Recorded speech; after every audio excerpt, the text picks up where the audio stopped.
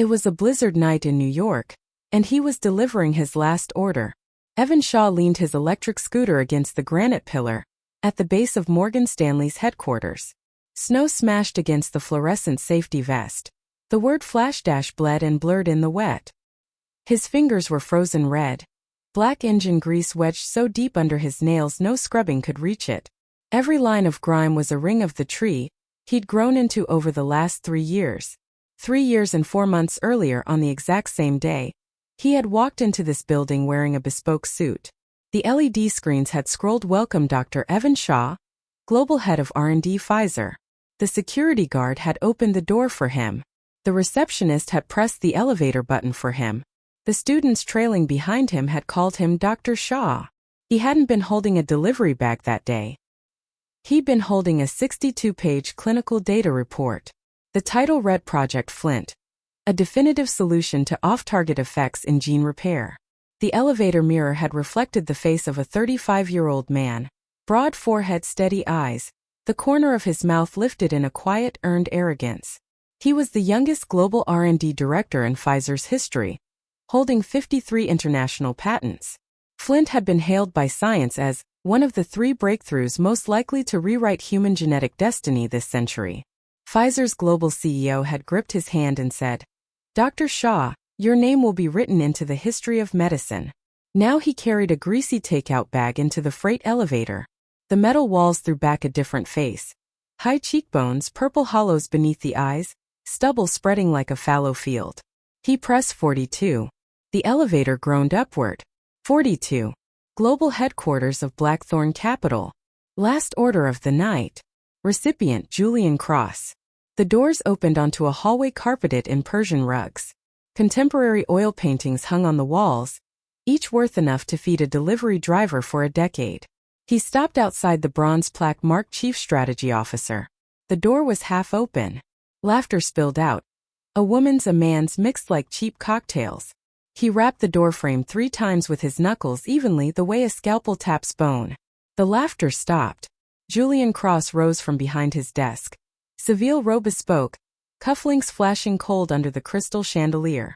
On the sofa a woman crossed her legs and swirled a glass of red wine, a burgundy dress wrapping a meticulously maintained figure. Evan knew those legs. Veronica Sterling. Former fiancée. The red-soled heels were a birthday gift he'd bought her 3 years ago. Every tap of a heel on memory crushed something smaller. On the other end of the sofa, someone sat with his back to the door, voice low and oily on a phone call. Nathan Drake. Former deputy at Pfizer, now chief medical advisor at Blackthorn Capital. 3 people who had called him mentor 3 years ago now sat in his former office, drinking his former wine, laughing at his former life. Well, Dr. Shaw. Julian rounded his desk, wearing a smile calibrated like a cat batting a half-dead mouse. Delivering food now? I remember when you were the youngest Nobel hopeful on every list. Evan placed the takeout on the coffee table, said, "Enjoy your meal," and turned away. "Wait," Veronica said, her voice syrup-sweet. "The soup is cold. Have it remade and brought back." Evan glanced back at her. Chin slightly raised, jade earrings swaying, his engagement gift. "All right." The words came out flat, without inflection. He bent, picked up the bag and walked out. Behind him, Julian's laughter chased him down the hall. "Don't walk so fast, Dr. Shaw. I'm giving the keynote at the International Healthcare Investment Summit next month on behalf of Blackthorn. I'll save you a standing room ticket." Veronica's voice, sharper and thinner. "Can he even understand it? He's gone stupid from delivery runs." Nathan finished his call and added, "Need a job? A friend of mine runs a restaurant, could use a dishwasher." Laughter echoed in the hallway, hammering into the drywall like nails. Evan stepped into the elevator. The doors shut, the metal walls showed him his own face again. A new line had appeared at the corner of his mouth, very thin, very faint, like the first red trace a scalpel leaves. He pressed the down button. Wind howled in the shaft like a tolling bell. The blizzard was still hammering the city when he steered his scooter into a narrow alley in Brooklyn. His basement room was 8 square meters. The walls wept yellow stains. The heating pipe across the ceiling gurgled every 20 minutes. He'd bent a wire into a hook to lock the door. The window only half cleared the pavement. He could see the soles of passing shoes. He twisted the desk lamp on. Its glow fell on a world map pinned to the wall, studded with red thumbtacks: New York, London, Zurich, Singapore, the Cayman Islands, the British Virgin Islands, Luxembourg, Dubai, Hong Kong. Thin lines connected the dots into a web, each thread a capital chain, each tack a shell company. Blackthorn Capital's overseas empire, mapped pin by pin over 2 full years. Next to the map hung a photo cut from the cover of Nature. His 3 years younger self in a white lab coat, standing in front of a gene sequencer and a supercomputing terminal. Beneath the photo in marker, "Remember who you are." He dragged a waterproof case from under the bed. Military-grade rugged laptop. Satellite phone. 5 encrypted hard drives. The labels read 001 through 005, corresponding to 5 initials: CS, LJW. 5 surnames. 5 people. 5 lives. The screen lit up. The wallpaper was a string of numbers. October 17, 2019. 3 years ago he had been Pfizer's global R&D director, leading Project Flint. The gene repair system layered 7 proofreading mechanisms on top of CRISPR, like fitting a molecular scalpel with a sniper scope. In vitro, the off-target rate fell below 1 in 10 million. In animals, it corrected 19 genetic disease models in mice. Science put him on the cover. American scientist takes gene editing into the age of precision. Julian Cross had been the student he'd mentored every step of the way, brought from Boston to New York. Nathan Drake had been the partner he'd personally recruited from Novartis. Veronica Sterling was the woman he thought he'd spend his life with. 7 years from Harvard Yard to Manhattan. Everything had collapsed after that one surgery. The patient's name was Frank Gallagher. 62 years old. End-stage liver cancer. The procedure was meant to verify the safety of the Flint vector in humans. Pre-op data had been flawless. Ethics approvals were complete. Frank had signed the consent form. "Dr. Shaw," he'd said, "I never did anything real useful with my life. If this old body can help spare the next generation some pain, it's worth it." It had rained softly the day of the surgery. As Evan scrubbed in, he glanced out the window, gray clouds pressing down like the sky was sinking. He gloved up and walked into the OR. The overheads had ignited, every instrument flashing cold on the sterile tray. Everything was routine, until he made the incision into the hepatic portal vein. The scalpel blade snapped against the vessel wall, broke clean in half. The fragment shot into the right atrium like microshrapnel. Frank Gallagher's heartbeat flatlined in 47 seconds. 47 seconds. Not long enough to steep a cup of tea. Evan stood holding a broken scalpel, blood dripping from the handle onto the surgical drapes in a spreading red flower. The weight was wrong. The feel was wrong. The resistance was wrong. Ordinary stainless steel. Not medical-grade titanium alloy. Someone had swapped the instruments. The surveillance recording had conveniently failed that day. Physical damage to the hard drive. Data unrecoverable. His signature on the pre-op instrument verification log was unanimously confirmed by 3 forensic document examiners as genuine. Julian Cross came forward to testify that he had personally witnessed Evan bringing unauthorized personal items into the OR. Nathan Drake signed the report attributing death to operator error and the suspected falsification of inspection records. Veronica Sterling, in a Wall Street Journal interview, tearfully confirmed Evan's long history of substance abuse and mental instability. She cried perfectly. Eyes brimming, never spilling, nose just delicately pink, voice breaking while every syllable remained crystal clear. That performance was the first time Evan realized he might never have truly known her at all. Overnight, his medical license was revoked. Pfizer terminated his contract unilaterally. All 53 patents were transferred to the corporation under the work-for-hire doctrine. 39 of them were later relicensed to Blackthorn Capital, in a transaction totaling $930 million. The Gallagher family filed a criminal suit with civil compensation. Evan sold his Upper East Side apartment, his Boston suburban house, both cars, all stocks, and settled out of court. The day he signed, he sat a long time in the law firm's conference room, staring at the pen the attorney pushed toward him. "Mr. Shaw, this is the best possible outcome right now." He signed. Not an admission of guilt. A play for survival. Alive there was a chance. In the end, He had $97 in his pocket and a one-way ticket home. He didn't take it. He stood at JFK staring at the departure board for flights to Boston, to anywhere, for 2 solid hours. The gate closed. The final boarding call sounded his name. He turned, dragged his suitcase out of the terminal, took the subway back to the Lower East Side. A basement on Henry Street. $300 a month. The Dominican landlady who spoke no English pressed extra fried plantains on him every few days. The next day he bought a used electric scooter and registered as a delivery driver. He didn't use a new username. He used his old lab handle Raven. This wasn't self-flagellation. Blackthorn Capital's headquarters were in New York. Julian Cross, Nathan Drake, Veronica Sterling, they were all in New York. He needed to stay close enough to his prey, close enough to smell their cologne, to watch the lights in their offices click off at night, to fish the shreds of receipts out of their dumpsters, close enough to hand-deliver their takeout at the victory party. The first year he drove 12 hours a day. Every street, every building, every freight elevator location in Manhattan mapped itself inside his skull. He could recite the shift changes of office building receptionists, the routes to slip through restaurant back doors, which alleys had no cameras. He saved every cent. $300 for rent, under $8 a day for food. The rest funneled into a separate account.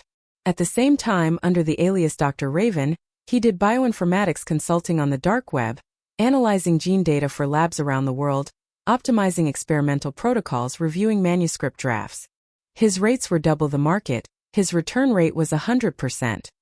Not a single paper that crossed his desk was ever rejected. The first job came from Cambridge University, a data set scrambled into chaos. He pulled an all-nighter and untangled it. They paid him $2,000. The follow-up email asked, "Who the hell are you? A Nobel laureate?" He didn't reply. By the start of the second year, he had scraped together $78,000. He began trading options on Blackthorn Capital's affiliated companies. His timing was almost surgical. Buying right before Blackthorn published some major breakthrough, selling right before the stock peaked. It wasn't insider trading. It was technical judgment. He understood Blackthorn's technology better than the market did. Every breakthrough Julian Cross announced was built on Evan's original data, and every single one had a fatal logical flaw. He knew exactly where the flaws were and exactly when they would crack open. The data was his own handiwork. He could recite every decimal point, every standard deviation, every p-value with his eyes closed. Julian had taken the data. He hadn't taken the mind that understood it. The first play. He bought call options on a Blackthorn subsidiary. 2 weeks later the company dropped phase 3 clinical data on a new drug, and the stock jumped 40%. He closed at the peak, tripling his money. That drug, a Flint-derived vector targeting sickle cell anemia, ran on a core algorithm he'd written 3 years earlier. Julian had swapped the packaging and the name, but every equation inside was in Evan's handwriting. 7 months later, the account had swollen to $3 million. He registered the Raven Fund in the Cayman Islands, nested inside 6 layers of shell companies, Cayman, BVI, Luxembourg, Dubai, Hong Kong, Singapore, untraceable to any beneficial owner. Then he recruited 2 allies. The first was Ian Mercer, a white hat hacker, 32 years old. After exposing a pharmaceutical company's clinical data fraud, he'd been blacklisted by the industry and survived off dark web gigs. His handle was Salt. Evan sent an encrypted message through a dark web relay.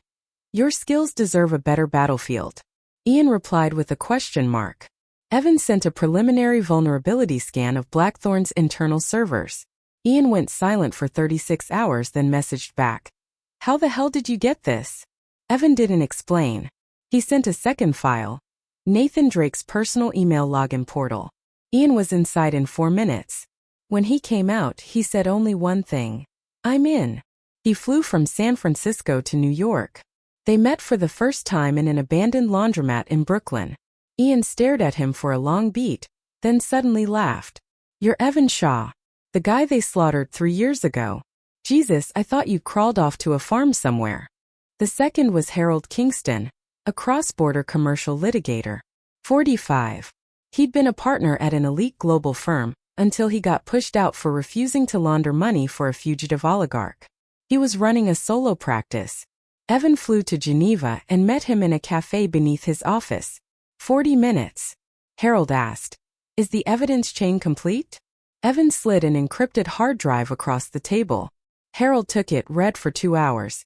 In that time he drank 3 espressos, went to the bathroom twice, and drummed his fingers on the tabletop the whole while. Then he closed the laptop, removed his wire-rimmed glasses, wiped them and said 3 words. Let's do it. Later, Evan learned that Harold's father had died of a medical error, and the hospital had used falsified records to evade liability. He'd waited 20 years for a case that could nail faked medical evidence to the courtroom floor. 3 men. A hacker, a lawyer, and a former chief scientist. A delivery driver, a stripped of his license surgeon, an exile. An arsenal disassembled and rebuilt from scratch.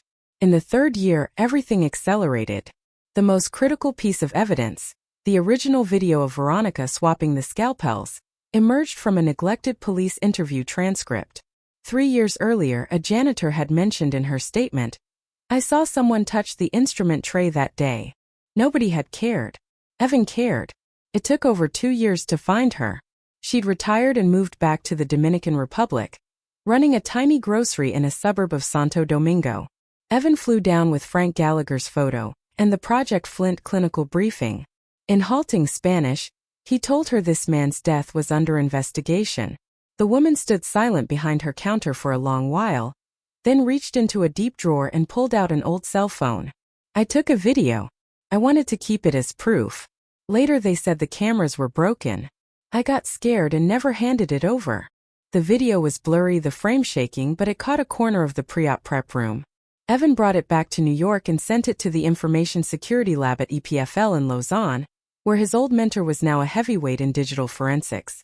Their supercomputer analyzed the footage frame by frame for 11 days and reconstructed a clear image. Veronica Sterling bending over the instrument table, her right hand slipping a scalpel from her coat pocket into the sterilized surgical tray. The movement took under 3 seconds. She never looked around. Too smooth, like an actor who'd run the scene 100 times. Timestamp: October 17, 2019, 8 hours 23 minutes and 41 seconds. 1 hour before surgery. Evan sat in the basement and replayed it dozens of times. Every replay he thought of Harvard Yard 7 years earlier, Veronica's hand in his coat pocket, her voice, "If you ever leave me, Evan, I'll have you stuffed and mounted." She'd laughed, sweet and bright, a crescent moon of a smile. Back then he'd thought it was love. Now he knew. A hunter measuring her prey. But he didn't stop. The video was only one link in the chain. He needed more motive, the money trail, the mastermind behind it all. 3 months later, Frank Gallagher's son, Michael Gallagher, reached out on his own. Evan had written letters for 2 years, not asking for help, just sending medical literature, the latest research on the rare liver cancer subtype that had killed Frank.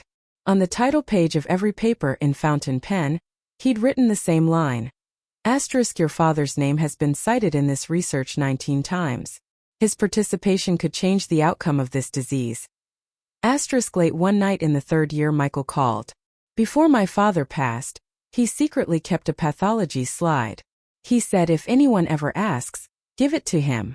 Evan obtained the slide and sent it to the University Hospital Zurich, one of the world's most authoritative forensic pathology labs. 8 days later the results came back. Frank Gallagher had not died of cardiac tamponade from a scalpel fragment. He had died of a rare acute hemolytic reaction. The blood work revealed residues of a synthetic compound, a molecular structure like tiny scissors that shredded red blood cell membranes. The molecular formula was over 98% identical to an anticoagulant adjuvant patent filed 3 months earlier by a Blackthorn Capital subsidiary. Patent inventors: Nathan Drake, Julian Cross. Filing date: 116 days before the surgery. Evan laid the report on his bed and sat for a long time. The heating pipe gurgled. Outside, a garbage truck beeped in reverse. He threaded all the evidence together, suturing a giant wound. When Frank Gallagher signed the consent form, he'd mentioned his liver function indicators were a little off lately. But the pre-op blood report, signed off by Nathan Drake, had shown everything normal. The abnormal results had been deleted, because abnormal liver function would have forced a postponement of the surgery. A postponement would have meant the Project Flint human validation would also be delayed. And by then, Julian was already negotiating the transfer deal with Damien Blackthorne, with a core clause. The patent transfer had to be completed within 3 months after the surgery. Time didn't wait. Frank Gallagher had to be cut open that day, not because his disease required the surgery, but because Blackthorne Capital's deal required it. A 62-year-old man with terminal liver cancer. In their eyes, he was nothing more than a switch to trigger a contract clause. Evan closed the laptop and picked up the satellite phone. A young woman's voice answered, carrying a Swiss-German accent, rapid and precise. "Professor, everything is set in Geneva. The Ravenshort positions are built, 3-to-1 leverage, covering Blackthorne and 7 affiliated shell entities. The Zurich legal team has completed Swiss federal notarization of the evidence chain and is ready to file for an international asset freeze with the ICC. And," she pressed down excitement, "the shipment you asked me to track. It's landed." The shipment was a batch of gene sequencers Blackthorne had ordered through a Dubai shell company. Customs form said, "Laboratory consumables." The actual crates held high-throughput sequencing chips embargoed under international sanctions. Total value over $20 million. The signatory on the paperwork was a name Ian had dug up 3 weeks earlier during a late-night intrusion, Nathan Drake's illegitimate son, hidden overseas. Ian had wormed into Blackthorne's supply chain management system and queried tens of thousands of logistics records for anomalies. All the consumables procurement traced back to the same Dubai shell company, whose registered business purpose was wholesale perfume. Evan looked out the basement window. The blizzard had stopped. The Manhattan sky was stained rust-red by neon. "Wait until they finish their summit," he said. "Let them say everything. The more words, the more holes." A week later, the International Healthcare Investment Summit opened at the Javits Center. That glass-domed building on the Hudson had witnessed conferences that changed the world. Today it would witness another, though none of the attendees yet knew it. Under the crystal chandeliers gathered the titans of global pharma, top investment banks, academic lords. Champagne glasses clinked like a soft rain. Dark suits and black gowns flowed like a sea of ink. Julian Cross stood at the main podium, the giant screen behind him blazing Blackthorne Capital, redefining the boundaries of human life. He wore a charcoal Seville rose suit, hair swept immaculately back, cufflinks stabbing cold under the spotlight. His voice, tuned for magnetism without arrogance, spread through every corner of the hall. After 3 years of intensive development, Project Flint has achieved breakthrough milestones. The new gene repair vector corrects pathogenic mutations at single-base precision, with an off-target rate below 1 in 10 million. Sickle cell disease, cystic fibrosis, Huntington's, genetic disorders that have plagued humanity for millennia will finally meet their end. He clicked the remote. Beautiful charts bloomed on the screen, soaring columns, minuscule error bars, triple-starred p-values. The audience erupted in applause. Damien Blackthorne sat center front row, face florid, fingers tapping a pleased rhythm on the armrest. Beside him, Veronica Sterling in a white Chanel suit, an emerald brooch pinned over her heart catching the light. Her face wore the standard scientist partner smile, elegant, restrained, deeply understanding. The corners of her lips rehearsed to perfection. A Financial Times reporter raised her hand. The Flint project was originally initiated by Dr. Evan Shaw at Pfizer. He was stripped of his license 3 years ago after a medical incident. Is there a relationship of technical continuity between your work and Dr. Shaw's? The question fell like a stone into still water. Pfizer executives in the front rows exchanged looks. Analysts further back started scribbling fast.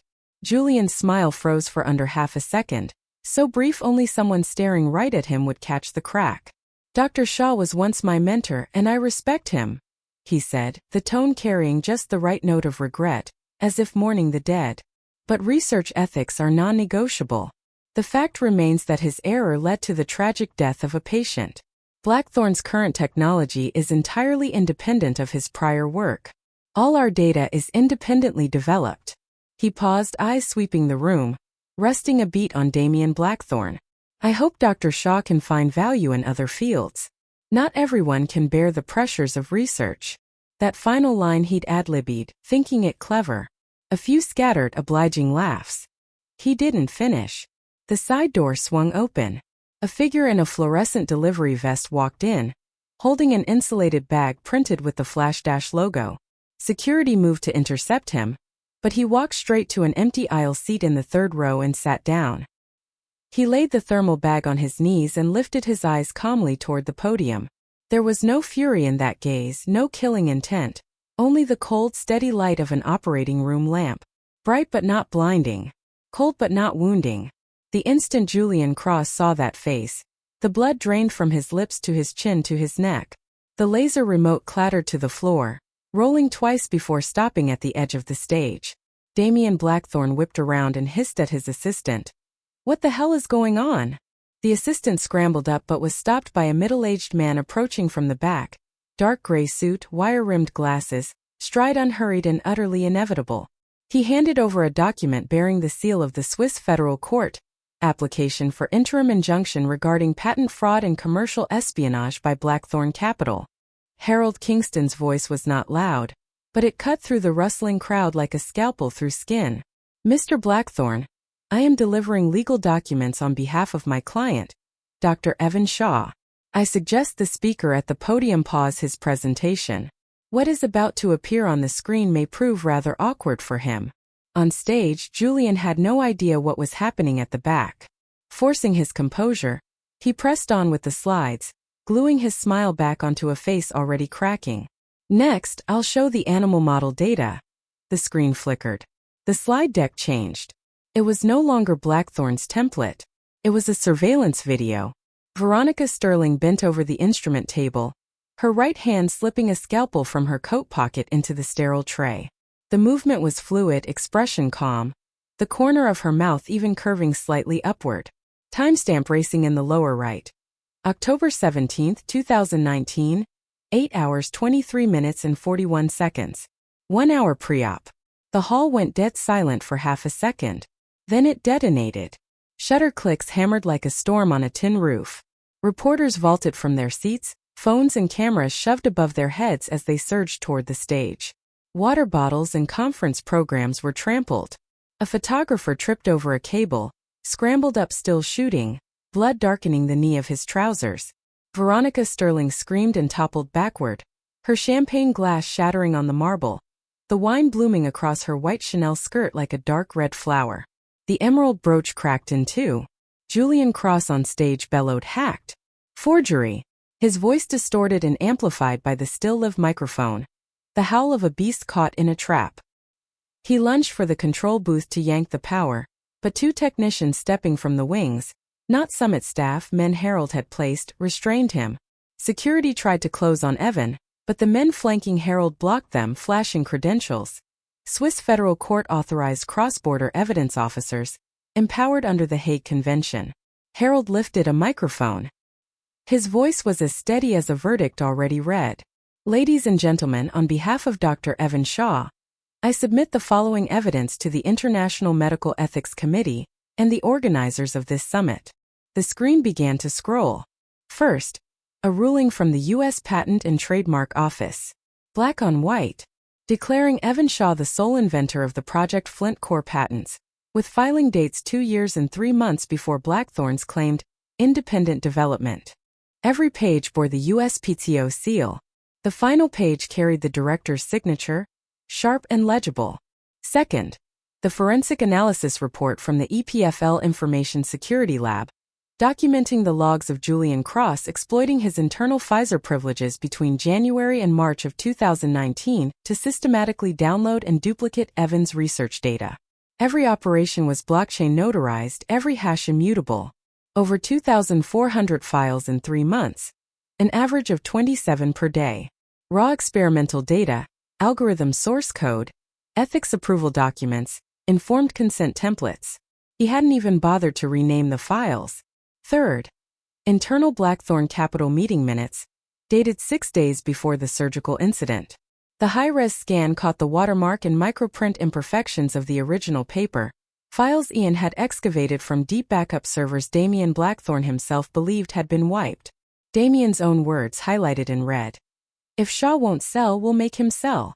A dead man is the most persuasive." Fourth audio. Nathan Drake's voice, cold and unmistakable, seeping like air conditioner chill. The Gallagher family has been pacified. Destroy that pathology slide, leave no loose ends. Once Shaw's medical license is pulled, Pfizer will transfer the patents to us. Close this move out, and none of us will ever have to worry again. In the background, the clink of glasses. Someone chuckled. It was Julian Cross. The audio's echo reverberated beneath the dome for a full 10 seconds before the roar swallowed it. Julian's mouth opened and closed like a drowning man's, his tie askew, his perfectly styled hair collapsing over half his face. Veronica sat slumped in her chair, makeup dissolving into 2 black trenches down her cheeks. Damien Blackthorne surged to his feet, flipping his small table. A water bottle rolled across the carpet, darkening a spreading stain. He turned toward the emergency exit, moving fast but fighting for composure. That dignity a man of power clutches even as everything collapses. The side door opened again. A new group walked in. An assistant U.S. attorney from the Southern District of New York, FBI agents from the Commercial Crime Squad, an Interpol liaison from the Pharmaceutical Crime Unit. Uniforms and plainclothes mixed, moving in a choreographed line. The lead agent walked to Damien Blackthorne and displayed credentials and an arrest warrant. Damien Blackthorne, you are under arrest for securities fraud, commercial espionage, second-degree murder, and transnational organized crime. You have the right to remain silent. Anything you say can and will be used against you in a court of law. The Miranda warning was delivered crisply, the opening line of a ritual. Blackthorne's face cycled from crimson to white to gray, his lips trembling. He managed 2 words, frame up, before the metallic click of handcuffs cut him off. Simultaneously, another team on stage restrained Julian Cross. As they led him off the podium, he twisted his head back, his stare spearing through the crowd and nailing Evan Shaw where he sat. That stare held everything: venom, disbelief, terror, and a sliver of something he'd die before admitting. He was finally seeing the real Evan Shaw. Not the gracious mentor at a lectern. Not the wreck in a delivery vest. Something that had crawled through 3 years of darkness and now split the earth open. Like a scalpel, like a raven, like a bucket of ice water thrown at dawn. Evan rose. He peeled off the delivery vest, stiff with snow and grease, revealing a washed-out white dress shirt beneath. It was the shirt he'd worn at Pfizer, the cuffs frayed but ironed flat. He walked over to Veronica Sterling. She lifted her face, lips trembling.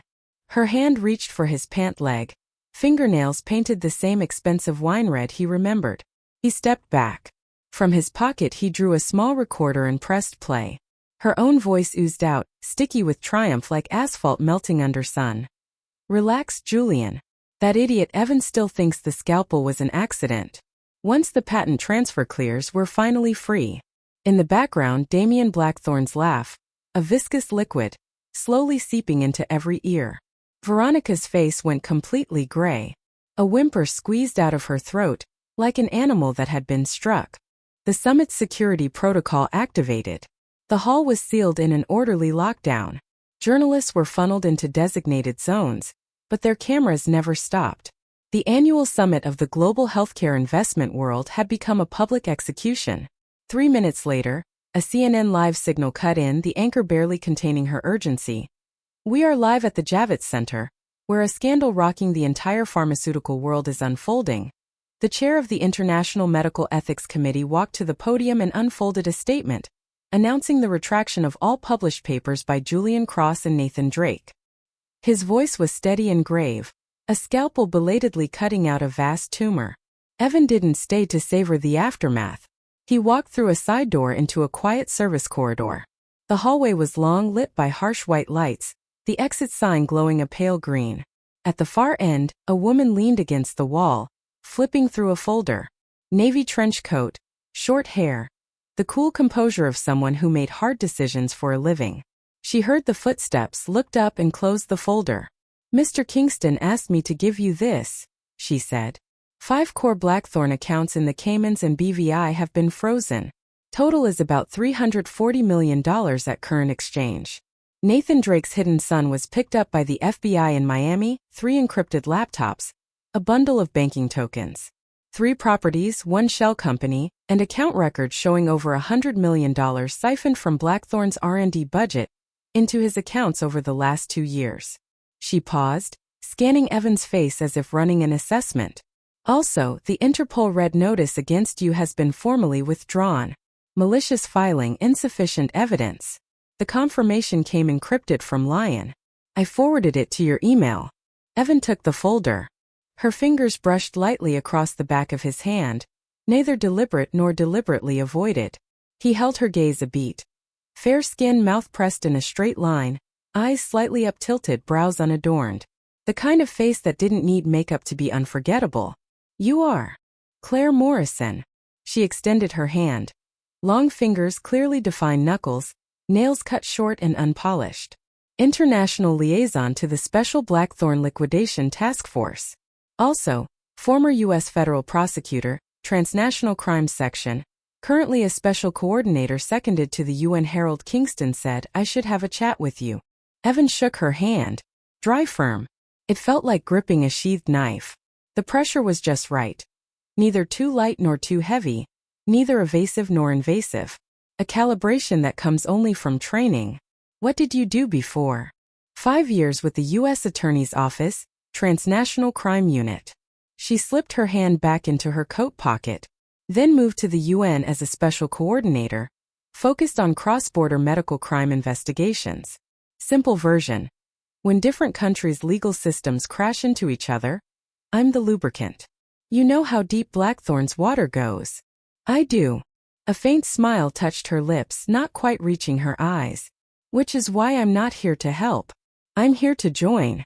They held each other's gaze for a moment, brief enough and long enough to exchange certain unspoken information.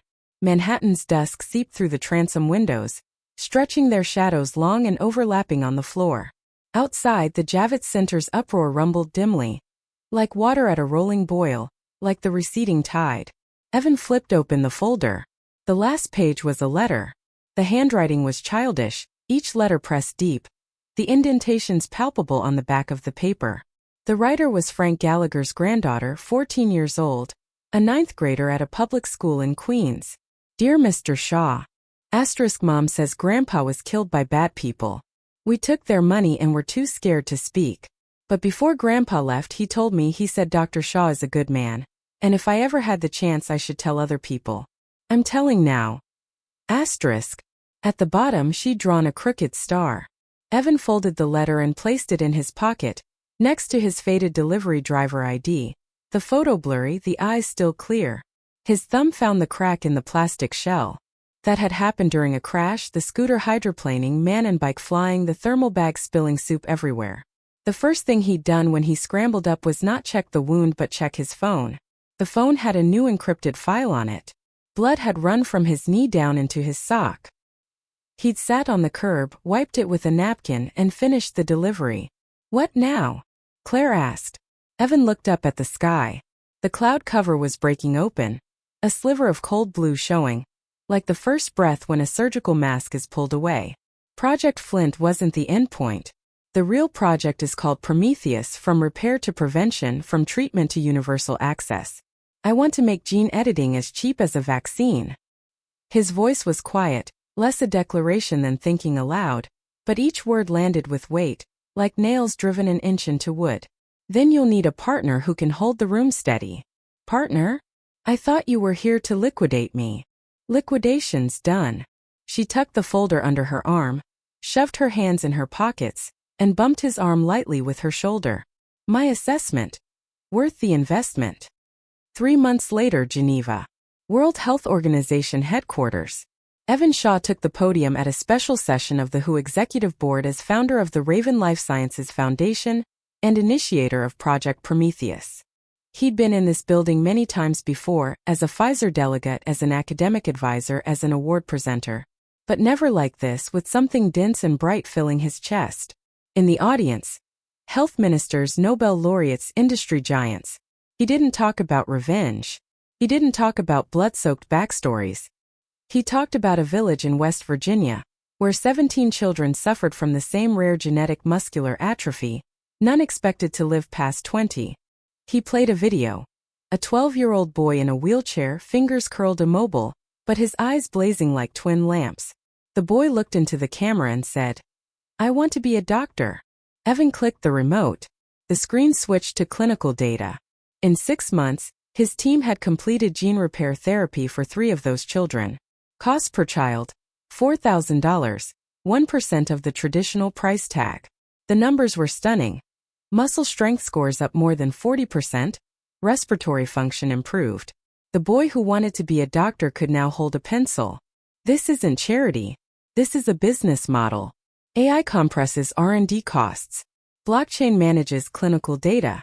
Distributed manufacturing drives down the cost of drug preparation. Prometheus isn't the fire. It's the blueprint for the torch. I want every person who follows this blueprint to ignite their own flame. When he finished, the hall rose and applauded for 6 minutes. In the back rows, young researchers had red eyes. The representatives from the Africa CDC and the Southeast Asia Public Health Programs understood exactly what the number 4,000 meant. That night, Evan walked alone to the shore of Lake Geneva. His phone buzzed. Michael Gallagher. He answered. Silence on the line for a long time, only the sound of breathing. Then Michael's voice came as if rising from deep water. "Dr. Shaw, I saw the news. My daughter asked me, is the man who got justice for Grandpa the same one on TV?" "Yes," Evan said. Another silence. Then Michael's voice fractured, a river finally breaking a dam. "My father can rest now." Evan stood by the lake a long time after the call ended. The lights of the Palais des Nations shattered into gold flakes on the water. The wind carried the chill of the Alps. He pulled the old delivery ID from his pocket and looked at it under the streetlight. The photo showed him with eyes bright, like an oil lamp. He tucked it away and turned back. There was work to do. New York. 6 months later. The federal trial of the Blackthorn Capital defendants lasted 9 weeks. The prosecution called 63 witnesses and submitted over 2,000 pages of evidence. Ian Mercer restored the wiped server logs. Harold Kingston constructed an unbreachable evidence chain. Claire Morrison coordinated across 6 countries' law enforcement to complete the transnational evidence collection. The trial's crescendo came when Frank Gallagher's pathology slide was presented in court. A University of Zurich forensic pathology professor flew in to testify, laser pointer tracing the cellular structures on the projection screen, explaining the mechanism of the acute hemolytic reaction step by step. The jury deliberated for less than 3 hours. Verdict: guilty on all counts. The courtroom was packed on sentencing day. Damian Blackthorn. Life without parole. The judge's words. You used your wealth and power to barter an innocent human life as a commercial transaction. This is the most egregious corporate crime this court has seen in 30 years. Nathan Drake. Life without parole. Julian Cross, 25 years. Veronica Sterling. 18 years. At the pronouncement, Veronica screamed in the defendant's box, a sound that clawed through the oak paneling like nails on glass, like a scalpel snapping in bone. As the marshals led her away, she twisted to find Evan. She saw only his back, already walking away. That back didn't pause, didn't glance back, didn't even quicken its pace. It just pushed through the heavy oak doors into the corridor's sunlight. That afternoon a letter arrived via the prison mailroom. The envelope bore Veronica's crooked handwriting and a lipstick seal the exact vivid red she'd worn at sentencing. Evan didn't open it. He tore it in half and dropped it in the trash. The scraps fluttered like white moths in the sunlight. Beside him, Claire watched, said nothing, just handed him a coffee. Temperature perfect, foam pulled into a leaf. The draft charter for the Frank Gallagher Memorial Foundation. Harold sent it over. I'll look later. Let's stick to what we decided. Outside the window, the sunset was torching the Manhattan skyline into gold and crimson over the Hudson. His phone buzzed again. A message from Dr. Alara Vance, his lead researcher in Geneva. Professor, the 3-month follow-up for the little girl with retinal dystrophy just came in. She can see. The first thing she saw was a star. Evan set the phone down and looked out at the dusk. He didn't reply right away. He just tilted his head back slightly, as if searching for something. Across the river, the lights were blinking on one by one, like an ancient code awakening, like or lamps igniting in sequence. He remembered a rainy night long ago, crouched by a curb, throat sealed shut around a dry, cold piece of bread, thinking life was over. Now he knew. Every waiting was just a switch being held until the right moment. 11 months in, the team had expanded to over 200 researchers in 6 labs across the globe. Alara Vance ran fundamental research in Geneva. Alan Chun, a brilliant young AI specialist, drove AI-assisted drug design out of Silicon Valley. The Singapore branch built a genetic diversity database for Asian populations. The Basel team focused on vector manufacturing scale-up. Claire Morrison had fully transitioned out of the UN and joined as CEO of the Raven Foundation. Her first-day email to the entire organization consisted of one sentence. Our mission is to make gene therapy affordable for every human being on this planet who needs it. No signature, just a simple line drawing of a raven. Ian Mercer, nominal head of cybersecurity, spent most of his time in the lab learning gene sequencing. Boss, writing code and writing DNA are the same thing. Debugging is debugging. Harold Kingston moved his law practice to an old building across from the Palais des Nations in Geneva, office upstairs, wine cellar downstairs, and bought a collection of Burgundy with his own legal fees, vowing to open the first bottle the day Prometheus got its first indication approved. Michael Gallagher quit his job in New York and moved to Geneva with his daughter. He became a full-time volunteer for the foundation, reaching out to families who'd accepted Blackthorn's settlements. The first month he made 300 calls and got hung up on 280 times. He didn't quit. Second month, same. Third month, same. By the fourth month, over 40 families had agreed to release sealed medical records and pathology samples. I want those names to become evidence in a courtroom, he said, not silent clauses in a contract. His daughter enrolled in the International School of Geneva. For an essay on what I want to be when I grow up, she wrote, forensic pathologist. The teacher asked why. She said, because a forensic pathologist gives the dead a voice. Evan flew to Geneva every 3 weeks. The rest of the time he worked out of a new lab in Brooklyn. A converted printing plant, thick floor slabs, massive ventilation ducts, far enough from Manhattan. When they renovated, he hung a sign at the door. Second workshop. Nobody understood the name. He never explained.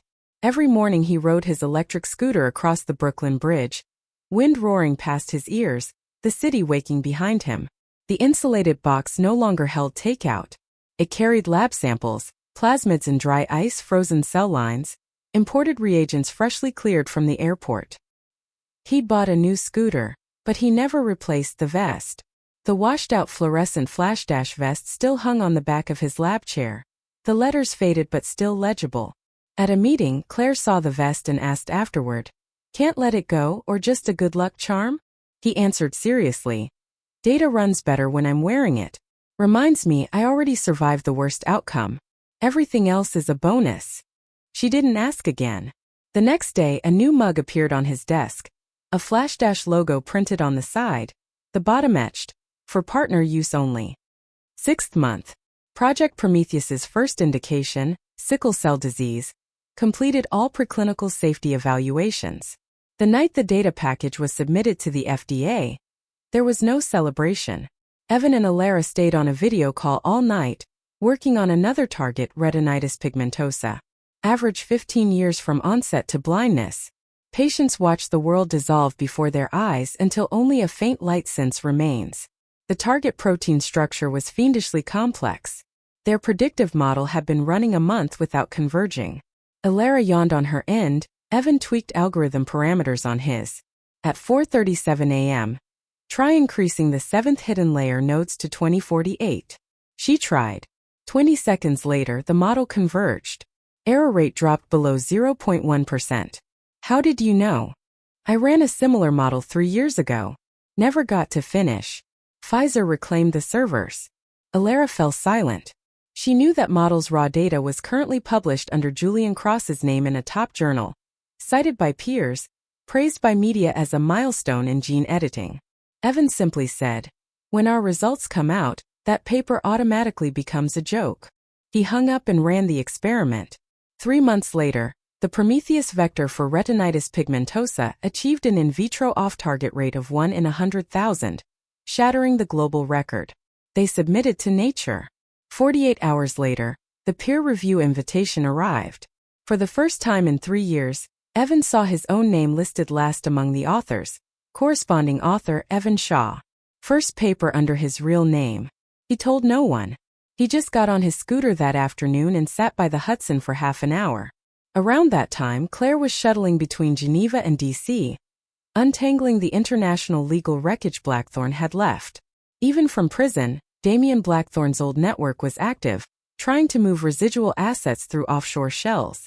She coordinated simultaneous actions with Swiss, Singaporean, and Dubai authorities, freezing 12 more accounts and seizing 3 properties in a single week. She codenamed the operation Embers. Embers left unraked will inevitably reignite. On a video conference, Evan watched her on the screen, the time zone fatigue carving dark circles under her eyes but the gaze still sharp. How long since you slept? 48 hours, maybe. I'll nap on the plane. Go to sleep. Excuse me. Go to sleep. Ian will take the next handoff. His voice carried that or command tone, clipped, non-negotiable. Once he'd used it with a Pfizer team and it meant compliance. Now it meant something else. She smiled faintly, shut the camera and slept. Evan pulled up Ian's chat. Take over Claire's cue. Buy her 12 hours of sleep. Ian sent back a thumbs up. Are you two ever going to buy me dinner? Evan didn't reply, but the corner of his mouth tugged sideways. 9th month. The Frank Gallagher Memorial Foundation was formally inaugurated at a community hospital in Queens, the same place Frank had gone for his monthly prescriptions. The first endowment came from every cent Evan had made shorting Blackthorne. $61 million. He handed the check to Michael Gallagher. Every dollar of this is money they owed Frank. Michael's hand shook, but he didn't cry. At the microphone he said, My father's greatest regret was not living to see his grandchild. My daughter is 14 now. She can tell him you didn't die in vain. In the audience, his daughter stood quietly among the adults, wearing a clean school uniform. She was a head taller than 3 years ago. Her features echoed her grandfather. Deep-set eyes, strong brows, and uneven smile. After the ceremony, reporters mobbed Evan at the door. A young woman pressed a recorder forward. Some people are calling you the Count of Monte Cristo of the pharmaceutical world. Do you agree? Evan looked at her eyes and thought of the 14-year-old who'd drawn a crooked star. No. The Count of Monte Cristo's endpoint was revenge. I'm only halfway there. He slipped sideways through the crowd, got on his scooter and left. That night the clip was shared millions of times. The top comment was 4 words. Can't wait for more. First year, second month. Prometheus received WHO pre-qualification. Gene therapy products entered the global public procurement system, supplied at cost to developing nations. The first 3 pilot countries, Kenya, Bangladesh, Bolivia, targeting sickle cell disease, beta thalassemia, and a rare metabolic disorder prevalent in South Asia. Evan flew to a hospital on the outskirts of Nairobi. The first patient was a 10-year-old boy named Akoth, stick-thin, spleen so swollen his abdomen bulged into a ball. His parents had sold 3 cows and traveled from the Ugandan border, sleeping in the hospital corridor 2 nights to secure a slot. The treatment took under 2 hours, and 4 infusion. The gene vector traveled through the bloodstream to the bone marrow's hematopoietic stem cells, and at a single base, corrected the mutation causing the sickling. 3 months later, Akoth's hemoglobin levels were normal. His spleen had shrunk by half. His mother knelt and kissed the back of Evan's hand, speaking rapidly in Swahili. The translator said, She says you snatched her son back from death. Evan helped her up and answered in the few words he'd learned. Asante kwa kutuamini. Thank you for trusting us. That night he video called Claire. The internet in Nairobi was patchy. Her face pixelated into a mosaic and resolved again. Guess what the boy said to me? Thank you. No. He said he wants to be a scientist, come back and heal more people. A pause. Claire said, You didn't just treat one person. You planted a seed. The African plateau wind carried the smell of dry earth. Evan felt that same seed rooting in his own chest. 2 years in, Prometheus covered 17 indications, with over 10,000 treatments delivered across 27 countries. The average cost per treatment had dropped from $4,000 to $800, and it was still falling. Alara's team broke through on AI-driven vector design, quadrupling production efficiency. The Blackthorne case was long settled.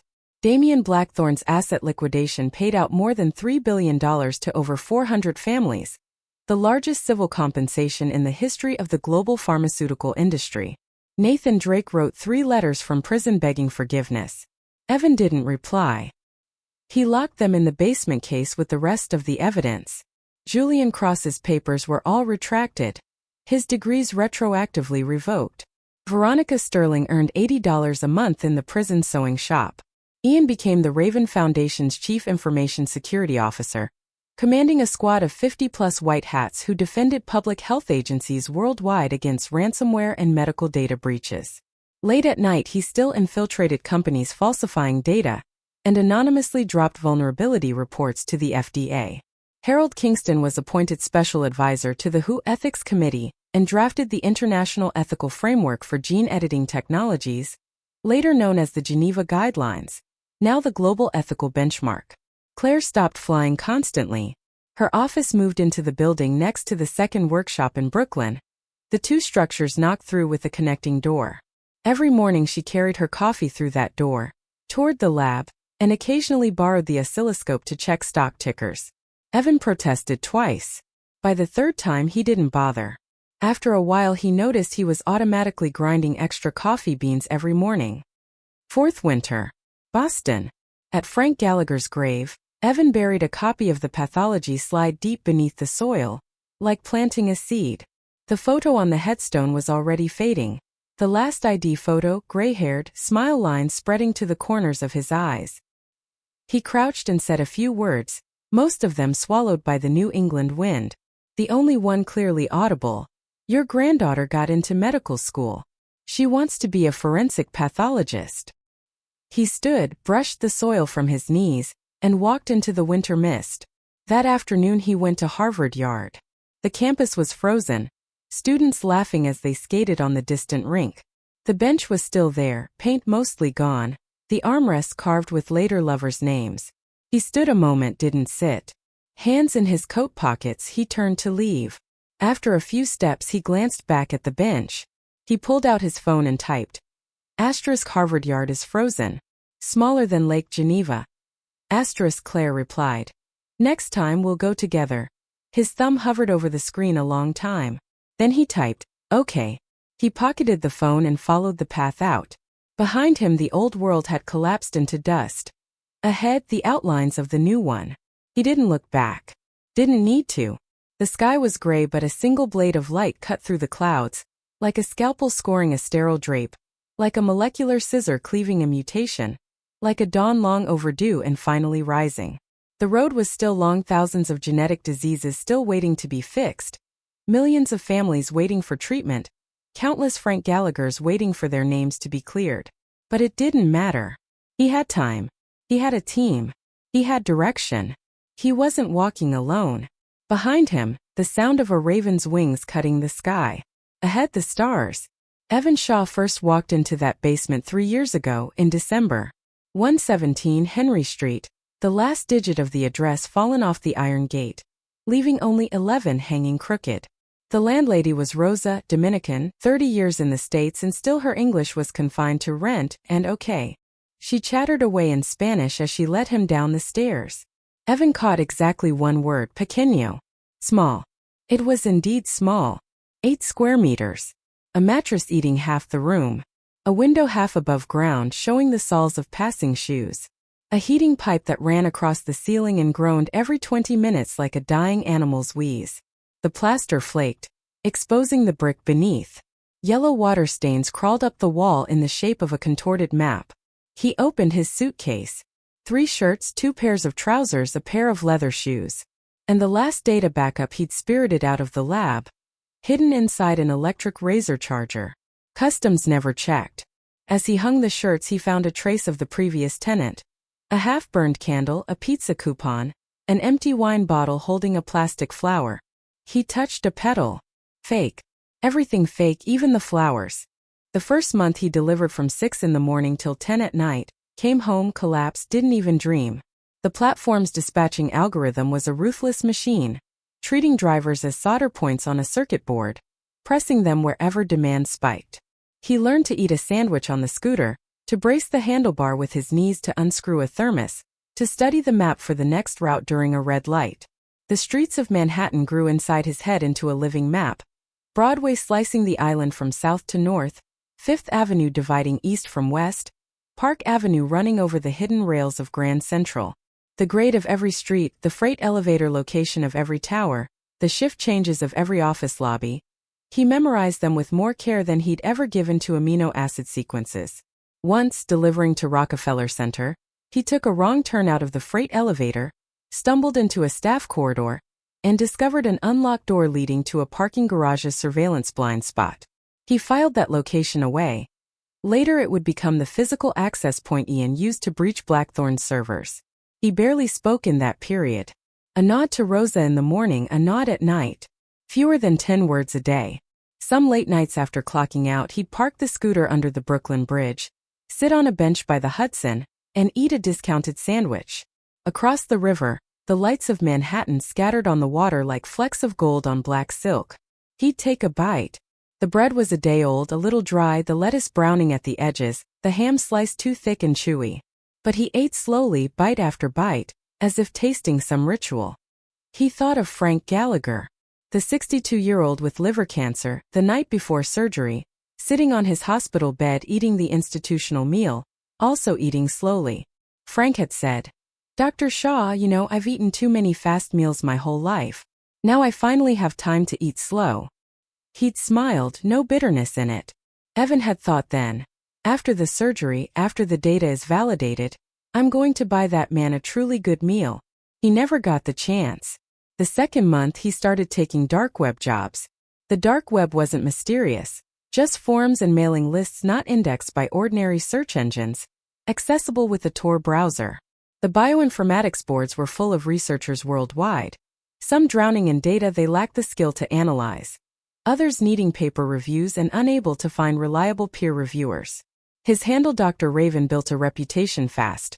Rates double the market, but delivery faster than anyone, and analysis reports more rigorous than any journal's peer review. The first job came from a Cambridge lab studying a rare hereditary kidney disease. The data arrived a mess. A gene expression matrix full of missing values, group labels clearly misassigned in several places. He pulled an all-nighter, cleaned the set with his own algorithms, reran the differential expression analysis, and output a 23-page report. The client sent 3 follow-up emails. The last one was one line. "Who the hell are you? A Nobel laureate?" He didn't reply. Not out of mystique, but because he didn't know what to say. "I'm the former chief scientific officer of Pfizer. I got my license revoked and I deliver food?" Silence was the safest answer. That double life lasted a year. By day he was one of thousands of delivery drivers swarming Manhattan, fluorescent vest and helmet, honked at by limousines, sneered at by doormen, harassed by customers over late orders. By night he was a minor legend of the dark web's bioinformatics corner, analyzing cutting-edge genomic data on a rugged laptop, helping strangers publish papers, win grants, earn promotions. The two identities never touched, parallel lines that refused to meet. But he knew he was breaking. Not his body, his mind. The daily identity switch itself was a massive drain, wrenching from a research-grade thought mode into survival mode and back.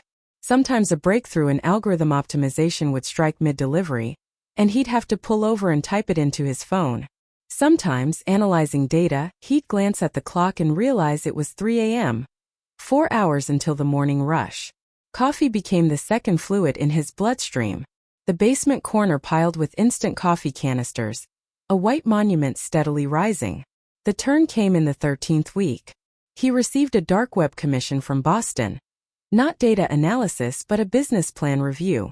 A small biotech fund was considering investing in a startup called Blackthorn Bio, and needed technical due diligence. Blackthorn Bio, a wholly owned subsidiary of Blackthorn Capital. Theo Julian Cross. Evan stared at the name on the screen for a long moment. His fingers hovered over the keyboard. His heart didn't race. His breathing didn't quicken. He just thought calmly, my turn. He spent 3 days shredding that business plan, identifying 7 critical technical contradictions. The deadliest. Julian claimed their gene vector was based on an independently developed novel AAV capsid, But the capsid protein sequence was over 97% homologous to a Pfizer patent disclosed 3 years earlier. The inventor of that patent, Evan Shaw. In his report, he never mentioned his own name. He just calmly proved with data and citations that the company's independent development claim was false, and its core technology carried catastrophic IP risk. 2 weeks later, he read in the financial news that the fund had dropped the investment for commercial considerations. Julian was asked about it at an industry conference. His face went gray-green as he called it unfounded smears by competitors. Evan read the news, turned off the phone screen, and went on to deliver his next order. That day New York was freezing rain. His scooter skidded at an intersection and nearly hit a taxi. The driver rolled down his window and shouted something in Arabic. Evan straightened the handlebars and kept driving, the sleet hitting his face like tiny needles. The day his account balance topped $78,000 he remembered vividly. February 14th, Valentine's Day. All Manhattan was awash in roses and chocolate. Restaurants had lines out the door. Couples walked past his scooter hand in hand. He delivered all day. His last order was an enormous bouquet of red roses to a luxury apartment on Central Park West. A girl of about 20 opened the door, shrieked when she saw the flowers and spun around shouting, "Mom, look!" He stood at the door waiting for a signature and glimpsed a family photo in the hallway. Parents, 2 daughters beaming on a tropical beach. He'd known that kind of smile. It was in the album he and Veronica once had. They'd gone to Phuket. She'd twirled on the sand in a white bikini while he clicked the shutter. She'd printed that photo and put it in a frame on the nightstand of their Upper East Side apartment. After the breakup, he never learned where the frame went. Probably the trash along with his life. That Valentine's night, he used the $78,000 to buy call options on a Blackthorn subsidiary. The company was about to release Phase 3 clinical data on a gene therapy for sickle cell, and through the industry contacts he'd cultivated on the dark web, he knew the data looked outstanding. Not insider trading, information arbitrage. He knew why the data looked outstanding. The therapy was a Flint derivative, its core algorithm written by him 3 years ago. He knew those numbers bones better than anyone. 2 weeks later, the data dropped, and the stock jumped 40%. He closed at the peak, tripling his money. Balance: $230,000. He sent $200,000 to a new offshore account and kept $30,000 to continue trading. That night he bought a single beer and sat under the Brooklyn Bridge. Not a celebration, an observance. 3 years earlier on this day, he and Veronica had gotten married at City Hall. No ceremony, just a piece of paper, planning a real wedding after Flint succeeded. She'd worn a white dress and carried a handful of daisies, smiling at him. "From today on, you're mine." He'd pressed those daisies inside a book to dry them, kept them ever since. When he moved to the basement, the book was lost, probably tossed with everything else by the clean-out crew. He finished the beer, dropped the empty in the trash, and wrote home. He didn't dream that night. 7 months later, the account rolled to $3 million. $3 million. Not huge for a former Pfizer R&D head. His old salary and bonus had been double that. But this $3 million was clean, scraped together by his own hand. He used $2 million to register the Raven Fund in the Caymans. He'd spent 3 months designing the shell company architecture: Cayman Parent Fund, BVI Holding Company, Luxembourg Intermediary, Dubai Trade Entity, Hong Kong Consultancy, Singapore Investment Arm. Every layer buttressed by legitimate commercial contracts. Every registered agent and nominal shareholder. A local recommended by different law firms. Untraceable to the beneficial owner. Legal, not exploiting loopholes, using the law's own complexity. He'd learned cross-border tax structures at Pfizer. He never expected to deploy them for himself. Of the remaining $1 million, he used half to keep trading options and kept half as operating liquidity. Then he sent a message on the dark web, addressed to Salt. Salt was Ian Mercer. Their first dark web chat. Ian's opening line was, "Why me? I don't do pharma jobs." Evan replied, "I'm not pharma. I'm an individual." Ian: "An individual who can afford my rate?" Evan just sent a number. It was larger than Ian's total income the previous year. Ian went silent for 36 hours and then replied with one word, "Talk." Evan didn't say much on the dark web, only set a physical meet. The location: an abandoned laundromat in Brooklyn, no cameras, surrounded by condemned factory buildings, no streetlights at night. Ian arrived half an hour early. He later admitted he wanted to stake the place out and see if the client brought backup. Instead, he saw a middle-aged man in a delivery vest push an electric scooter through the door, and thought he'd found the wrong building. "You're Raven." Ian stepped out of the shadows, a Swiss Army knife still in his hand for protection. "Yes." Evan parked the scooter, took off his helmet, and showed his stubbled face. Ian stared at him a long time. Not scrutiny, not evaluation. A hacker's characteristic scan, facial features to body language, clothing details to callus placement. About 40 seconds. Then he suddenly laughed. "You're Evan Shaw, the guy Pfizer slaughtered. Holy shit, I thought you'd crawled back to a farm. You know me." "Are you kidding? Biggest scandal in pharma 3 years ago. Everyone in our world was saying you got played, but nobody had proof." Ian pocketed the knife, fished out a cigarette, lit it. "You know what they called you? The textbook annihilation. Patent stolen, license yanked, fiancé grabbed. Everything except physical liquidation. I read about it at the time and thought, damn, that's brutal." Evan didn't follow that thread. He just pulled out his laptop and opened a file. The preliminary vulnerability scan of Blackthorn Capital's internal servers. 80 pages, each vulnerability graded by type, severity, and possible intrusion pathway. Ian took the laptop. He read for about 20 minutes, during which he shifted position 3 times, smoked 2 cigarettes, and frowned deeper and deeper. Then he handed it back and sat quiet for a beat. "When did you do this?" "Last 3 months. I'm not a hacker. I can only do a basic scan. I need you for the deep work. You know this is illegal, right?" "I know you don't care." Ian grinned. A raw, disarmed honesty, not pretty but real. "Fine. But I want to know one thing. You're a gene editing scientist. How the hell do you end up delivering noodles and still pulling this together?" "If it were me, I'd probably have jumped off a bridge." Evan thought about it and gave him 3 words. "Frank Gallagher." "Who?" "The patient who died on the table." Ian didn't ask more. He crushed out his cigarette, stood and brushed off his jeans. "Take me to your server room." That night Ian followed Evan into the basement. When he saw the world map on the wall, the red tacks and the spiderweb lines, he stood in the doorway for a moment, just staring. Then he noticed the waterproof case under the bed. Evan pulled it out and opened it. The rugged laptop, satellite phone, 5 encrypted drives lined up like an armory. "This is not a delivery driver's room," Ian whistled. "This is a goddamn underground resistance cell." He sat down and started working.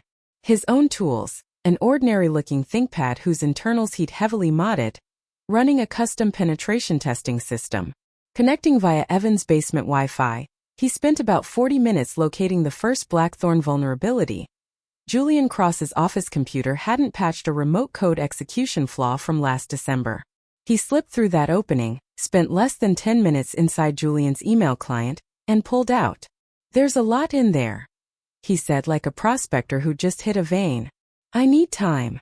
Evan gave him the spare basement key. From that night on, Ian came almost every evening. He sat on the mattress coding while Evan sat on the single chair analyzing data. 2 men working in parallel, trading a few words now and then, Ian reporting what he'd unearthed, Evan assessing its evidentiary value. At 2 or 3 in the morning Ian would pack up and go home. Evan would resume his dark web consulting reports. Dawn. One went to deliver food, the other went back to his apartment to crash. This rhythm lasted nearly a month. What Ian excavated was staggering. Julian's email held his entire correspondence with Damien Blackthorn, discussions about how to short Pfizer stock, how to leak negative data about Flint to analysts, how to poach Pfizer's core technical staff through headhunters. Nathan Drake's email was even more revealing. An ongoing exchange with a compromised official inside the FDA about fast-tracking Blackthorn generics. Plus an encrypted folder that Ian spent 3 days cracking.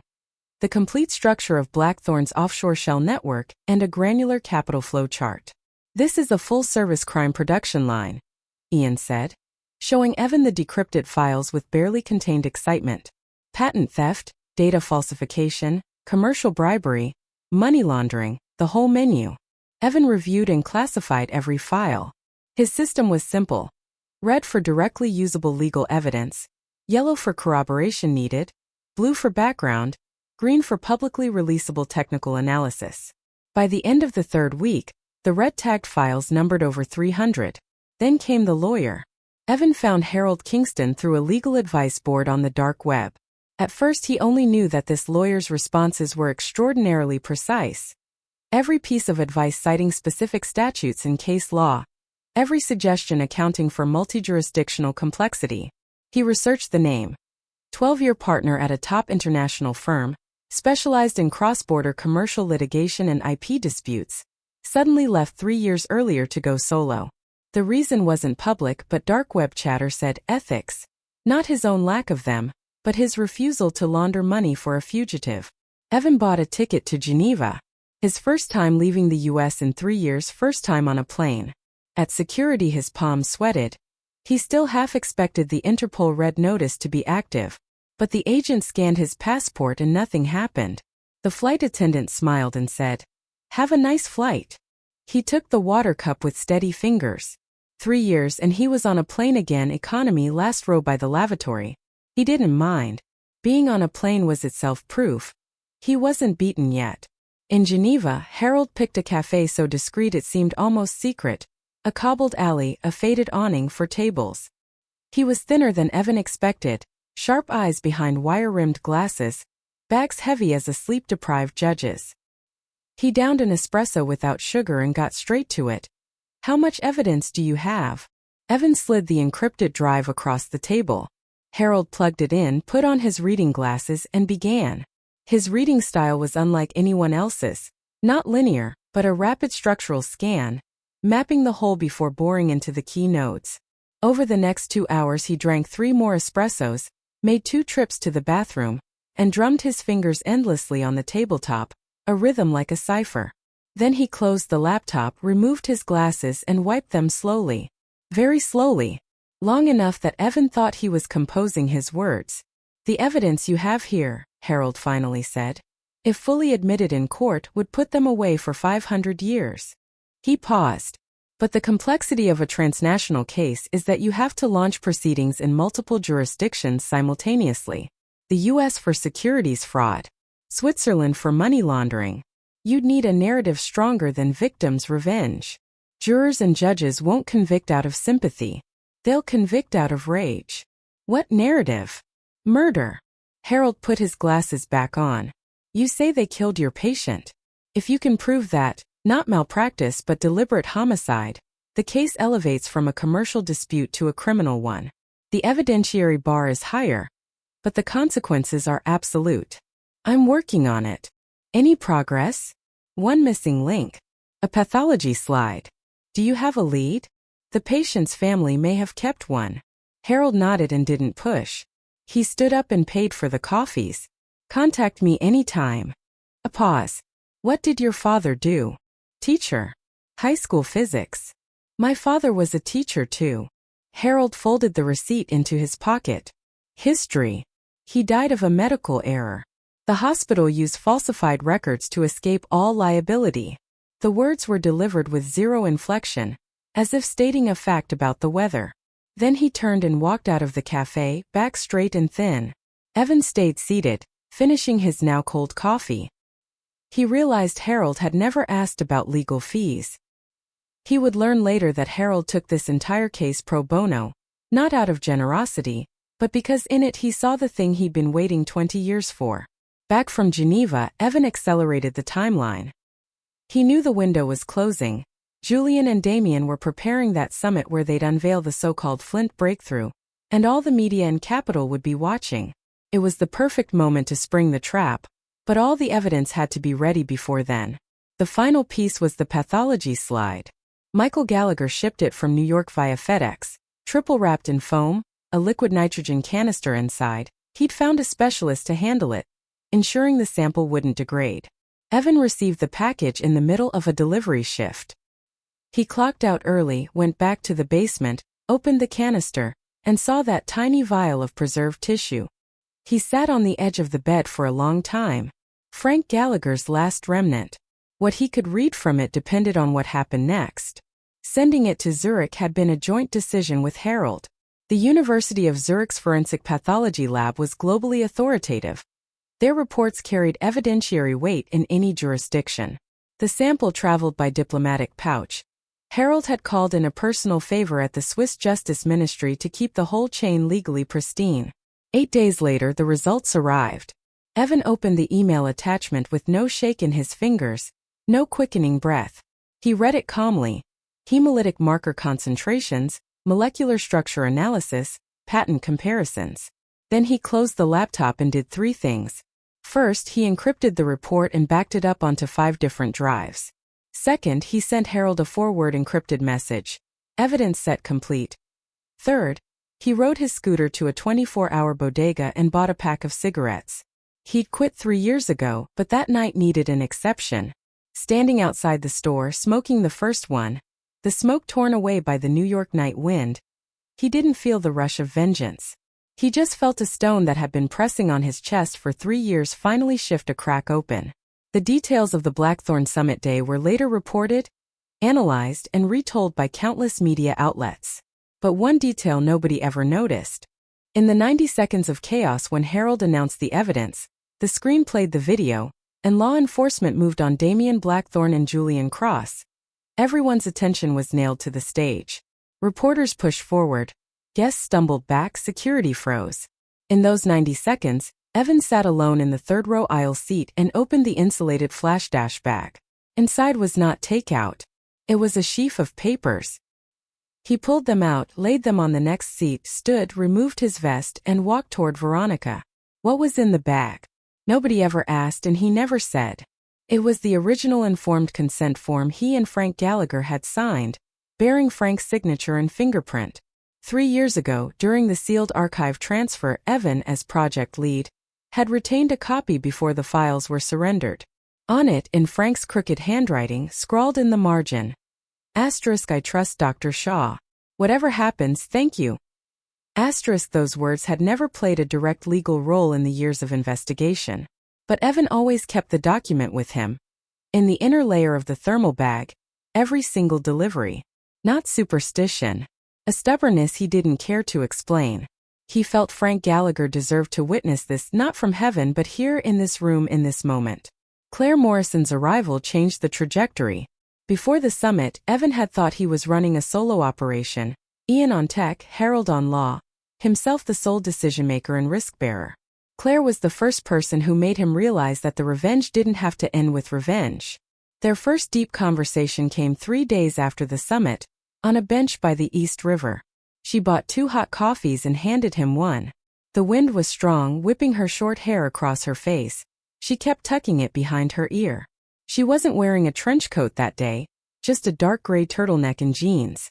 She looked less like a former federal prosecutor and more like a researcher off duty. "Do you know why I left the U.S. Attorney's office?" she asked. "No. A case. Transnational medical fraud. Victims were in Africa. The dollar amount wasn't huge, but the number of victims was. I spent 2 years investigating. Evidence was solid. Ready to indict. At the final step, my superior killed it. Reason? It would affect bilateral relations." She flicked a fingernail against the paper cup, a crisp sound. Bilateral relations. Over 300 African patients' lives, reduced by some diplomat to 2 words. Bilateral relations. I resigned after that. And went to the UN? The UN is more of the same, but it gives you access to more tools. My logic is, instead of cursing a broken system, find a point inside it where you can apply a lever. She turned her head to look at him. You're that lever point. Me. You're the real-world version of the Count of Monte Cristo. Dumas's Count is fiction. You're real. That gives you a real person's power. You can show other victims that revenge isn't the only exit. Rebuilding is. She drained her coffee and tossed the cup in the trash. That's why I said I'm not here to help. I'm here to join. Helping you take revenge is step 1. Step 2 is using your rebuild plan, Project Prometheus, to pry the whole industry's rules loose. I can't do it alone. You can't do it alone. Together, maybe. Evan was quiet a long time. The wind stirred whitecaps on the river. He thought of all those nights pinning red tacks into the basement wall, of the algorithm notes he'd typed into his phone on the scooter, of the crooked star drawn at the bottom of a 14-year-old girl's letter. He realized a fear had been sitting in his chest without a name. What would be left after the revenge was done? If all his strength went into revenge, the end of revenge would be the end of him. The step 2 Claire was talking about was something he'd never let himself think through. And now someone was thinking it for him. Okay, he said. Then added, one condition. What? If you're going to be CEO, you have to grind your own coffee beans every morning. Claire blinked, then laughed short, light, real. She stood and extended a hand, not for a shake but a high five. Deal. Partner. The 6-month trial had many details, but one never even made the court record. The night before sentencing, Evan received a letter from Damian Blackthorne via his attorney. It proposed a pre-sentencing deal. Blackthorne would surrender all remaining equity in exchange for a sentence under 10 years. The last paragraph read, Dr. Shaw, you've won. But do you think you're dispensing justice? You're just doing what we did, by a different method, exploiting the system. We used the rules to make money. You used the rules to take revenge. There is no essential difference. Evan read it and handed it to Claire. She finished it, smiled a little, and asked if he wanted to reply. No, Evan said. Why not? Because he's not entirely wrong. Revenge really is just another way of using the rules. The difference isn't in the method.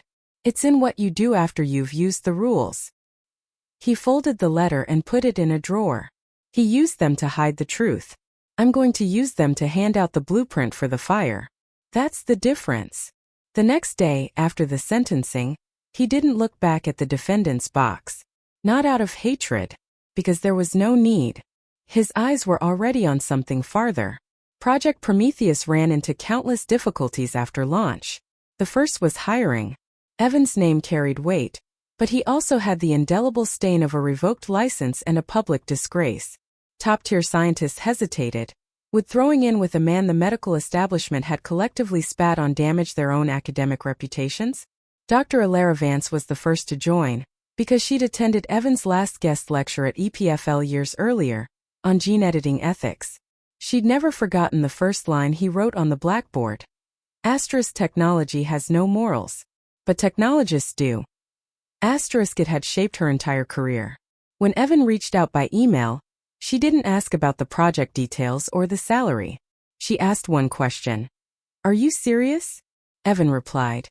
More serious than I've ever been. She resigned from Cambridge the next day and flew to Geneva. Then came Alan Shun. American-born Stanford PhD, previously at DeepMind doing protein folding prediction. Evan approached him just as he was about to jump to a hedge fund for a 7-figure quant trading salary. Evan offered him 1/10 of that. Alan thought for 2 solid weeks. On the last night, he dreamed of his late grandfather, who spoke to him in Cantonese. Do things, don't just look at the money. He woke up and signed. The hardest to hire was the clinical team. Human trials require battle-hardened clinical researchers, and those people usually held stable, prestigious positions at big pharma or top hospitals, unlikely to join a startup run by a former delivery driver. Evan used the most brute force method, one-on-one meetings. He flew to 13 countries, met over 200 people, got rejected by 190. The ones who stayed all had one thing in common. They or their loved ones were suffering from genetic diseases.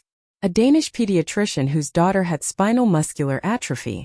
An Indian-born clinical trials expert whose mother had died of sickle cell. A Brazilian genetic counselor whose sister had retinitis pigmentosa. Already nearly blind. They didn't join because they were persuaded. They joined because they saw the meaning of their own lives inside this work. Saving others in a sense was also saving their own.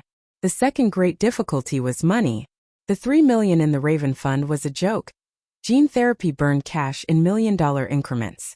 During the pre-A round, nearly every VC passed. The shadow of Flint still loomed. No investor wanted the risk. Only one Singaporean sovereign wealth fund expressed interest. Their due diligence team grilled Evan's team for 3 solid days, then asked a single final question. What's your ultimate goal? Evan answered. Make gene therapy as cheap as a vaccine. The room was quiet. The lead investor said, We're in. Later Claire asked the fund's head why they'd done it. The man said, I've been in healthcare investment 20 years. I've heard over 1,000 pitches. Only one founder who said he wanted to do charity we actually believed because he had genuinely been poor. Poor to the bone. After Series A, money stopped being the bottleneck, not because fundraising got easy but because the team used AI to crush R&D costs. Alara and Alan jointly developed a deep learning-based vector optimization algorithm that compressed the traditional 2-year optimization cycle into 4 months. Costs plunged from millions to tens of thousands. They later open-sourced the algorithm and hundreds of labs worldwide used it for free. When they published, Alan wanted to list Evan as corresponding author. Evan refused. Flint had taught him that putting his name on a paper before the final results were unassailable only brought trouble. He didn't agree to be listed until the retinitis pigmentosa vector data was in, because by then the results were on the table and no one could erase them. He personally supervised the Kenya pilot. The hospital on the outskirts of Nairobi was called St. Mary's Mission Hospital, built in the 1950s, paint peeling, wards with no AC, only ceiling fans, the OR's overhead lamp missing 2 bulbs, repaired 3 times. But the doctors and nurses were among the most dedicated people on earth, doing with rudimentary equipment what the developed world did with advanced tools, and doing it for a far larger, far poorer patient pool. The day of Akotha's procedure, the weather was glorious, equatorial sunlight streaming through the treatment room window and laying bright patches on the wall. Evan held the syringe at the bedside. Akoth lay quietly watching him. 2.5 hours later, the infusion was done. 3 months later, when the follow-up results came back, Akotha's mother killed a chicken and made soup for the whole department. Evan drank a bowl. It was too salty and way too much spice, but it was the best soup he'd had in 3 years. Akoth asked him, "Dr. Shaw, when I grow up, can I come work in your lab?" "Yes. But you have to finish university first." "Okay. I'll study. You wait for me." Evan nodded. He knew how remote finish university was for a 10-year-old Kenyan boy. But he also knew that a gene therapy vector was circulating in this boy's bloodstream, repairing the misshapen red cells that had once caused him pain and made his mother weep. That was the point of science, to turn the remote into the possible, and the possible into reality. The West Virginia project was special in a different way. Though 17 children with a rare genetic muscular atrophy were scattered across 7 villages in an impoverished county, the farthest village was a 3-hour drive from the nearest clinic. The first time Evan's team went in, it was the rainy season. The dirt roads turned to mud and the SUVs got stuck 3 times. The last leg, local farmers ferried the equipment and personnel in on motorcycles. The children were gathered at the elementary school for screening. Evan remembered a boy named Cody, 13, under 65 pounds, his legs completely atrophied so he could only shuffle on his hands. But Cody smiled more than any of them. He showed Evan his notebook, writing crooked but fiercely pressed into the page. "Mr. Shaw, I can't walk but my hands still move. I want to be a doctor. Fix my mom's legs. She can't walk neither, her back is broke from carrying me." Evan crouched in front of him and looked at the notebook. On the paper in wobbly letters, femur, tibia, fibula, patella. He didn't know what those words meant to a 13-year-old boy who'd never left his hollow, but he knew the seed was already rooting in the boy's chest. 6 months later, 3 of those children received gene repair therapy at the University Hospital in Charleston. Cost per child, $4,000, fully funded by the Raven Foundation. 3 months out, muscle strength scores showed an average improvement of 42%. Cody could straighten his own fingers. The first thing he did was pick up a pencil and write Evan a letter. It was 1 sentence. Asterisk, "Mr. Shaw, my fingers move now. I write faster than the whole class." Asterisk. Evan framed that letter and hung it on the wall of his office in the second workshop, next to the copy of Frank Gallagher's consent form. The first time Claire saw those 2 items side by side, she stood in front of the wall for a very long time. Then she turned and said, "You know what this wall is missing?" "What?" "Our wedding photo." Evan was mid-sip of coffee and nearly choked. But he didn't deny it. Maybe that was the later part. Harvard Yard was frozen, smaller than Lake Geneva. Next time together. Okay. The road was still long. Thousands of genetic diseases waiting for repair. Millions of families waiting for treatment. Countless Frank Gallaghers waiting for their names to be cleared. Ahead were cold chain logistics nightmares for vaccines, regulatory walls in every country, competitors trying to crush him, patent trolls sniffing around. The technology itself was sprinting forward. From CRISPR to base editors to prime editors to whatever came next. He needed to stay hungry, stay learning, stay humble before the science itself. But it didn't matter. He had time. He had a team. He had someone standing beside him. The sound of a raven's wings rose behind him, and the stars burned ahead. The story began in a basement.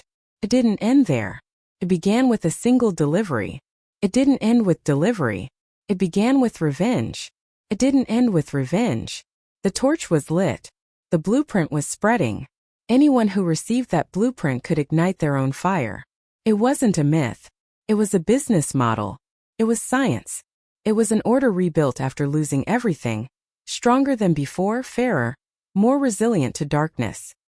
He'd spent 4 years, delivered over 20,000 orders, worn out 3 scooters, consumed uncountable midnights and all-nighters. But he was standing again. Not as Pfizer's chief scientific officer. Not as some count or legend. As himself, Evan Shaw. Founder of Project Prometheus, former user of the codename Raven. Funder of the Frank Gallagher Memorial Foundation. Keeper of a promise to a Kenyan boy and a West Virginia girl. Claire Morrison's partner.